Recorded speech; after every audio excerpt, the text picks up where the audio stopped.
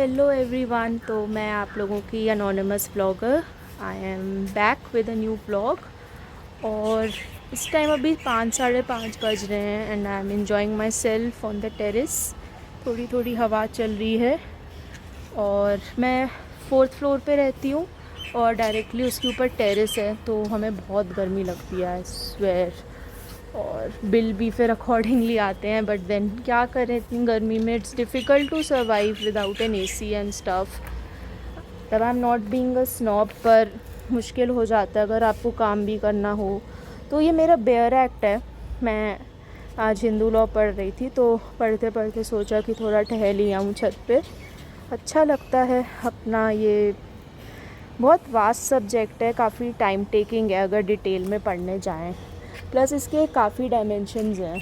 लोगों को, अगर एक लेमैन को, मैं कोई भी ऐसा पर्सन जो लीगल फ्रेटर्निटी से है उसकी ना बात करते हुए दूसरों की लेमैन इंडियंस की बात करूं, तो दे थिंक कि हिंदू लॉ इज़ समथिंग बहुत बैकवर्ड है, या बहुत ज़्यादा इसमें सिर्फ मैरिज एंड ऑल की बात की है, या सिर्फ फीमेल्स को रिस्ट्रिक्ट करने की बातें हुई हैं। तो ऐसा कुछ नहीं है। ये बहुत वास्ट सब्जेक्ट है and as you can see सारे जो एक्ट्स हैं, adoption act, marriage act, guardianship act, succession act, marriage act, री मैरिज वगैरह, तो इन सब से हमें ये पता लगता है कि ये काफ़ी वास्ट है और काफ़ी इस सब्जेक्ट में एवोल्यूशन हुआ है with a period of time, specially last 30 years में। सो इसका रिज़ल्ट ये हुआ है कि हमने हमारी सोसाइटी में भी ना एक चेंज देखा है, कंसिडरिंग कि इंडिया एक हिंदू मेजॉरिटी कंट्री है। तो उस हिसाब से चीज़ों, प्रॉपर्टी डिस्ट्रीब्यूशन का फैमिलीज़ में, या शादी वगैरह में, डिवोर्स एंड ऑल स्टफ, तो वो चीज़ें काफ़ी ज़्यादा आपके लिए एज अ लॉ स्टूडेंट अगर आप पढ़ो स्ट्रिक्टली तो इट्स इंटरेस्टिंग, बट अगर एज अ लेमैन या एज एन आउटसाइडर अगर हम उसको देखें तो हम लॉयर्स के लिए भी या हम लॉ स्टूडेंट्स के लिए भी बहुत मुश्किल होता है इन चीज़ों को समझना। थोड़ा एक इमोशनल आपको होके, क्या बोलते हैं उसको,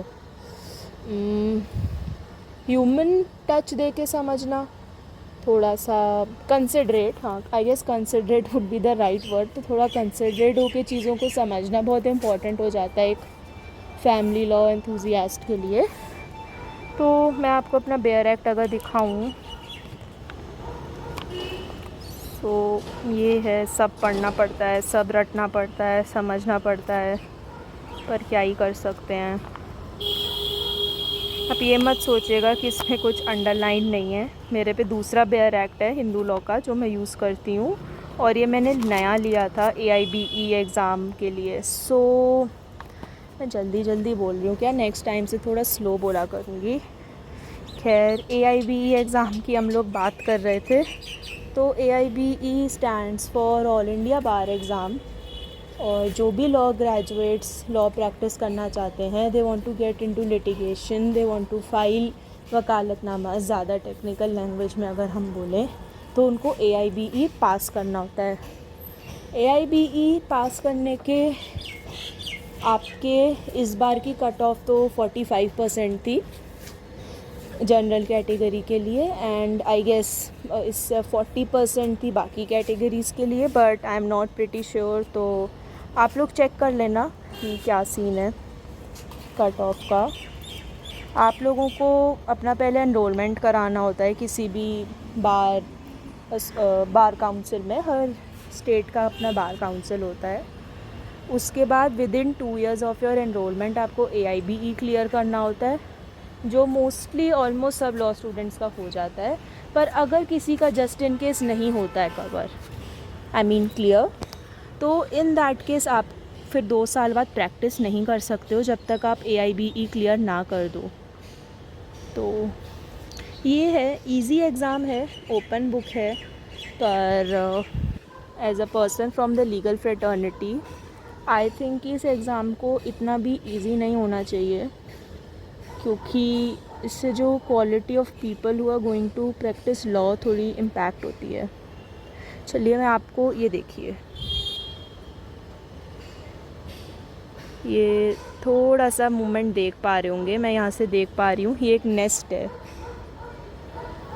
पिजन है इस नेस्ट में। मैं ज़्यादा तो नहीं हो सकता, मैं टेरेस पे हूँ, अगर आप लोग देख पा रहे हैं। मैं कोशिश करूँगी कि एडिटिंग में इसको हाईलाइट करूँ। बहुत क्यूट सा पिजन है और इसके आई कैन सी एक baby bird I can see. It's good actually. जब मैं बहुत छोटी हुआ करती थी तब there used to be a lot of sparrows, but अब स्पैरोज़ होती ही नहीं हैं। पहले इतनी सारी स्पैरोज़ होती थी कि जैसे इस टाइम ये स्काई है पूरा, हमें कोई इक्का दुक्का पिजन्स या क्रोज़ दिखते हैं, कभी रेयरली ये एक पिजन, कभी रेयरली कोई हमें स्पैरो दिख जाए, या पैरट्स तो फिर भी दिख जाते हैं, स्पैरोज़ तो बिल्कुल ही नहीं दिखती। It's sad I guess, climate change की वजह से ये सब होता है। यहाँ देखिए सारे पिजन्स आराम से एंजॉय कर रहे हैं। जब मैं अपने होम टाउन होती थी तो मैं जब बालकनी वगैरह में हम लोग वो मिट्टी का बर्तन होता है उसमें बाजरा वगैरह डाल के पिजन्स के लिए रखते थे, पानी वगैरह। तो फिर उन पिजन्स को आदत हो गई थी, जब हम लोगों ने उनको सपोज़ किसी दिन डालना भूल गए या लेट हो गए तो they would always be there, वहीं पे आसपास उड़ रहे हैं। तो it was a sight worth watching. मेरा आप लोगों को कोई नाइट के टाइम पे छत से व्यू दिखाने का प्लान नहीं था, पर हमारी लाइट चली गई थी तो बस इसलिए हम लोग छत पे आ गए थे थोड़ी ठंडी हवा के लिए, मैं और मेरे फ्लैटमेट्स। तो बस अभी हम ठंडी हवा एंजॉय कर रहे थे और वेट कर रहे थे लाइट आने का। इसलिए आप लोग प्लीज़ कमेंट करके ज़रूर बताइएगा कि एज ए स्टूडेंट या as a job going person आप लोगों के लिए ज़्यादा आपका पीक प्रोडक्टिव टाइम क्या होता है पूरे दिन का। आप लोग डे पर्सन हैं या आप लोग नाइट पर्सन हैं। मैं पर्सनली नाइट पर्सन हूँ, मेरी प्रोडक्टिविटी नाइट को ही ज़्यादा होती है। ये मेरे रूम से बाहर का व्यू है और अभी बहुत तेज़ बारिश हो रही है। मैंने साउंड बंद कर दी थी बारिश की क्योंकि वरना मेरी बात नहीं सुनाई देती। एंड टचवुड लाइट आ गई थी टाइम से तो हमें दिक्कत नहीं हुई। चलो आज के व्लॉग में बस इतना ही था। Thank you so much for watching this vlog and please like and subscribe my channel.